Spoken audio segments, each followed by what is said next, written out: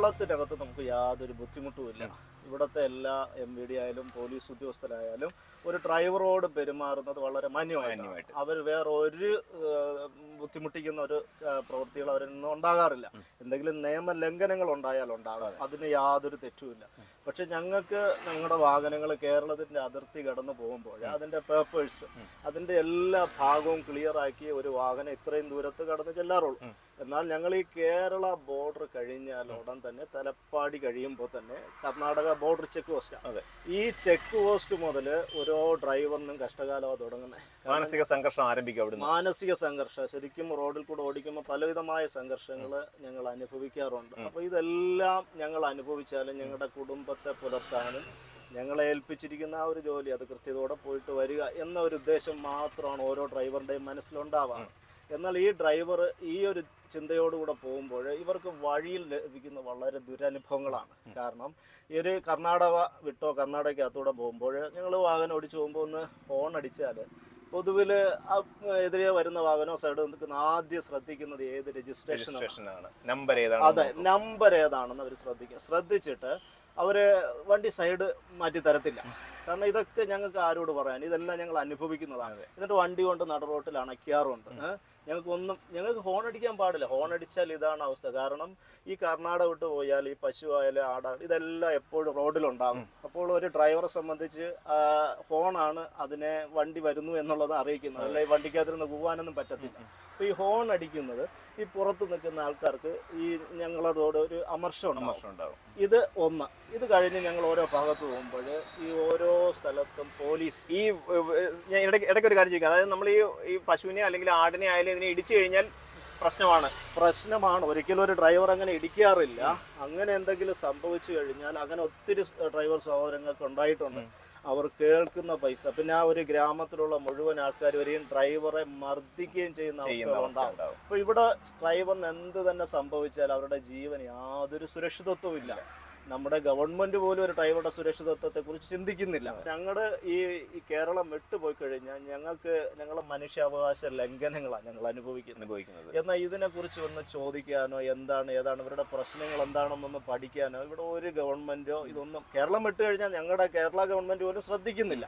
കാരണം അവിടെ ഞാൻ പറഞ്ഞല്ലോ, അല്ല ഞാൻ ചോദിക്കുന്നത്, നമുക്കിവിടെ ഒരു GPS ട്രാക്കിംഗ് സിസ്റ്റം ഉണ്ടല്ലോ, അതിലൂടെയാണല്ലോ നമ്മൾ ഇപ്പം അർജുനെ കുറിച്ച് കുറെ കാര്യങ്ങൾ നമുക്ക് മനസ്സിലാക്കാൻ സാധിച്ചത്. അത് കേരള സർക്കാരിന്റെ ഒരു സംവിധാനമാണല്ലോ, അത് കേരള സർക്കാർ അങ്ങനെ ചെയ്തൊരു കാര്യം. അത് നിങ്ങൾക്ക് എത്രത്തോളം ഉപകാരപ്പെടുന്നുണ്ട്?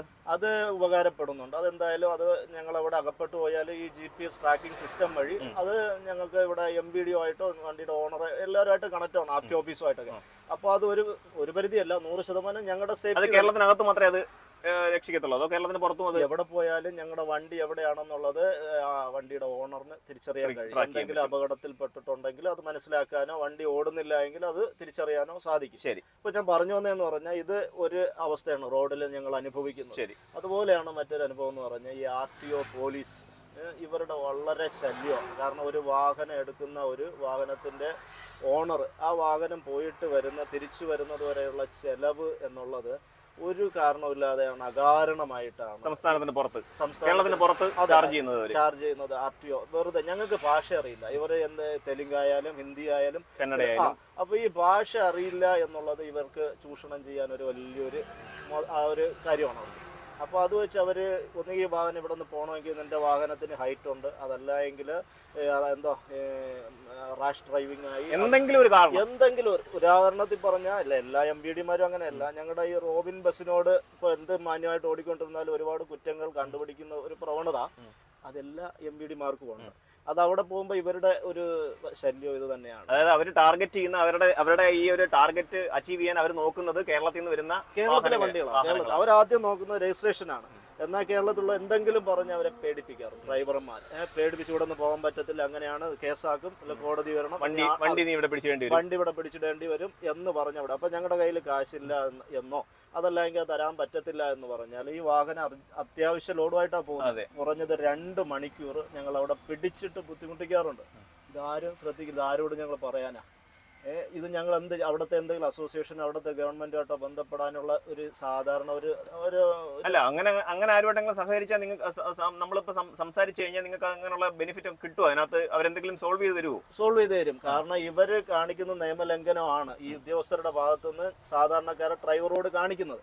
ഒന്നുകിൽ ഏതെങ്കിലും ഭാഗത്തുനിന്ന് ആരെങ്കിലും വിളിച്ചോ അസോസിയേഷനോ എന്തെങ്കിലും വിളിച്ചാൽ അപ്പം തന്നെ ഇവർ ഞങ്ങളുടെ ഭാഗത്തോട്ട് വരും. ശരി, കുഴപ്പമില്ല, നിങ്ങൾ പൊക്കോളി, ഒരു പ്രശ്നമില്ല. കേരളം വിട്ട് പോയി കഴിഞ്ഞാൽ ഞങ്ങൾക്ക് അധികം പാർക്കിംഗ് സൗകര്യങ്ങളില്ല. കാരണം ഒന്നുകിൽ ഇതിപ്പോൾ ഒരു മലയാളിയുടെ കടയുടെ അടുക്കൽ അദ്ദേഹം പാർക്ക് ചെയ്തു. അപ്പോൾ ഇതുപോലുള്ള കടകൾ ചുരുക്കമാണ്. അപ്പോൾ നമുക്ക് എപ്പോഴും ഒരു കേരളത്തിൽ നിന്ന് പോകുന്ന ഒരു ഡ്രൈവർ ആശ്രയിക്കുന്ന ഒരു മലയാളിയുടെ കടയായിരിക്കും. കാരണം മറ്റൊരു കടയോ മറ്റൊരു പമ്പിലോ പെട്രോൾ പമ്പിലോ തന്നെ വണ്ടി സൈഡാക്കി കിടന്നാൽ ഈ കേരളം വിട്ടുപോയാലുള്ള അവസ്ഥയാണ്. വണ്ടിയിൽ ഡീസൽ ഉണ്ടാകത്തില്ല, വണ്ടിയുടെ സ്റ്റെപ്പിന് ടയർ വരെ ഊരിക്കൊണ്ട് പോകാറുണ്ട്. അത്രയ്ക്കും ദുരിതമാണ്. കാരണം ഒരു ഡ്രൈവറിന് ശരിക്കും പറഞ്ഞാൽ വണ്ടിക്കകത്ത് സുരക്ഷിതമായിട്ട് ഉറങ്ങാൻ പറ്റത്തില്ല. എന്തെങ്കിലും കാശോ മറ്റെന്തെങ്കിലുമൊക്കെ ഉണ്ടെങ്കിൽ പല ഭാഗത്തും എവിടെ മുക്കുമൂലയിൽ നോക്കിയാലും ഈ കള്ള് കിട്ടുന്ന മേഖലയാണ് കർണാടക. അപ്പൊ ഇവിടെ എല്ലാം ഒരു ജീവനും സുരക്ഷിതത്വമില്ല. ഒരു ഡ്രൈവറിന്റെ കൈവശം ആക്രമിക്കപ്പെടാം. അതെ, ഏത് നിമിഷവും ആക്രമിക്കപ്പെടാം. കാരണം അവർ ചിന്തിക്കുന്നത് ഒരു വണ്ടി നിറയെ പൈസ ആയിട്ടാണ് വരുന്നത്, ദൂരമൊക്കെ പോയിട്ട് വരുമ്പോൾ ഒരു ഡ്രൈവറുടെ കയ്യിൽ ഒത്തിരി കാശുണ്ടാവുന്ന ഒരു ചിന്തയാണ്. പക്ഷെ ഇന്നത്തെ കാലത്ത് അങ്ങനെയൊന്നുമില്ല. കാശൊക്കെ ഡിജിറ്റൽ സംവിധാനം ഓൺലൈനിൽ പോകത്തുള്ളൂ. ഈ ഒരു ഡ്രൈവറുടെ കയ്യിൽ ഒന്നും ഉണ്ടാവും. ചെലവിനുള്ള 1000, 500, 1000 രൂപയ്ക്ക് അകത്തേ ഉണ്ടാവും. ഈ 1000 രൂപയാണ് ഈ വഴിയിൽ നിന്ന് RTO, പോലീസ്, കാരണം അവിടെ ഒരു പ്രശ്നമോ അതല്ലെങ്കിൽ 2 മണിക്കൂർ, അതായത് എല്ലാ തരത്തിലും പിടിച്ചുപറി, പച്ചയ്ക്ക് പറഞ്ഞാൽ പിടിച്ചുപറിയാണ് ഈ ലോറി മേഖലയിൽ ഡ്രൈവർ. അത് ഉദ്യോഗ തലത്തിലായാലും ശരി, അല്ലെങ്കിൽ ഈ പറഞ്ഞ മോഷ്ടാക്കളുടെ ഭാഗത്തായാലും ഇത് 2 കൂട്ടർ എപ്പോഴും റോട്ടിലുണ്ടാകുന്നത്. ഇപ്പോൾ സർ പറഞ്ഞു നൈറ്റ് പോകുമ്പോൾ നിങ്ങൾ എവിടെയാണ് പാർക്ക് ചെയ്ത് അങ്ങനെ ഉറങ്ങാറുണ്ട്. സാധാരണ ഒരു 2 ഡ്രൈവറായിട്ട് പോയിരുന്നാലും ചില സമയം ഒരു 12-1 മണിയൊക്കെ ആകുമ്പോൾ ഏതൊരു ഡ്രൈവറിന് ചെറുതായിട്ടൊന്ന് മയങ്ങാം. അപ്പോൾ അവർ അപകടത്തിലേക്ക് പോകാം. അപ്പോൾ അത് പറ്റാതിരിക്കാനായിട്ട് ഒരു സൈഡ് ഭാഗത്തോട്ട് വണ്ടി സൈഡാക്കുമ്പോൾ എപ്പോഴും നമുക്കൊരു സുരക്ഷിതത്വം ഇല്ല.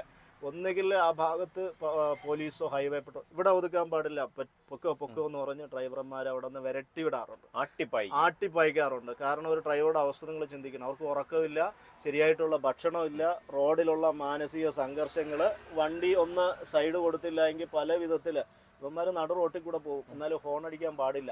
എന്നാൽ ഈ ഒരു ഡ്രൈവറിന് ഇങ്ങനെ എന്തെങ്കിലും ഒരു ബുദ്ധിമുട്ട് വന്നാൽ അവിടുത്തെ ഒരു പോലീസ് സംവിധാനങ്ങളോ അവിടുത്തെ എന്തെങ്കിലും ഒരു സംവിധാനങ്ങളോ ഈ ഡ്രൈവറുടെ ഭാഗത്ത് നിൽക്കില്ല. കാരണം ഇത് അന്യ സംസ്ഥാനത്തുള്ള വണ്ടിയാണ്. അപ്പോൾ ഇത് ഞങ്ങളുടെ നാട്ടുകാരാണ്. ആ ഒരു മനോഭാവമാണ്. ശരിക്കും പറഞ്ഞാൽ ഓരോ സ്റ്റേറ്റും, നമ്മുടെ കേരളം എന്ന് പറയുമ്പോൾ ഒരു സ്വർഗമെന്ന് നമുക്ക് പറയാം. ഇവിടെ എന്ത് തന്നെ സംഭവിച്ചാലും ഇവിടെ ജാതിയും മതമൊന്നും നോക്കാതെ ആരും വന്ന് സഹായിക്കും. അതാണ് നമ്മുടെ ഒരു സംസ്കാരം. പക്ഷെ നമ്മൾ ഈ കേരളം വിട്ട് കർണാടക, അതുപോലെ വെസ്റ്റ് ബംഗാൾ, മഹാരാഷ്ട്ര, മധ്യപ്രദേശ്, ഇങ്ങനെ ഓരോ സ്ഥലത്ത് പോയാൽ ഇവിടെ മനുഷ്യനൊന്നും ഒരു വിലയുമില്ല. അവിടെ ഒരു ട്രക്കുമായിട്ട് ഒരു ലോറി വന്നാൽ ഒരു ശത്രുവിനെ പോലെയാണ് കാണുന്നത്. നമ്മളിപ്പോൾ ഒരു കമ്പനിയിലോട്ട് ലോഡ് ഇറക്കാനോ കയറ്റാനോ പോയാൽ ഇവിടെ ഈ ട്രക്ക് ഡ്രൈവറിന് ശരിക്കും പറഞ്ഞാൽ ഈ വാഹനം അകത്തോട്ട് കയറണമെങ്കിൽ എന്തൊക്കെയുണ്ടോ അതെല്ലാം സ്റ്റവ്, അത് ആഹാരങ്ങൾ എന്തെങ്കിലും ഉണ്ടോ അതുവരെ പുറത്ത് വെക്കുക. എന്നാൽ ഈ വാഹനം അകത്തോട്ട് കയറിയാൽ അന്ന് അവർ ലോഡ് ഇറക്കി തരണമെന്ന് നിശ്ചയമില്ല. ചിലപ്പോൾ അന്ന് അല്ലെങ്കിൽ പിറ്റേ ദിവസം ഈ ഡ്രൈവർ എന്ത് കഴിക്കും എന്ന് ഇവരാരും ചിന്തിക്കത്തില്ല. ഇയാൾക്ക് കുളിക്കണോ, ബാത്റൂമിൽ പോകണോ, ഈ ഒരു സൗകര്യം അവിടെ ചിലപ്പോൾ ഉണ്ടാവത്തില്ല. അത് എവിടെയെന്ന് കേട്ടാൽ അവിടുത്തെ സെക്യൂരിറ്റിക്കാർ അതൊന്നും ഞങ്ങളോട് പറയാറില്ല. അതായത് നിങ്ങളെ മനുഷ്യരായിട്ട് പോലും അവരെ അവിടെ അങ്ങനെ കൺസിഡർ ചെയ്യത്തില്ല. നമ്മുടെ പ്രാഥമിക ആവശ്യങ്ങൾക്കുള്ള സൗകര്യങ്ങൾ പോലും അവർ ഒരുക്കി തരത്തില്ല.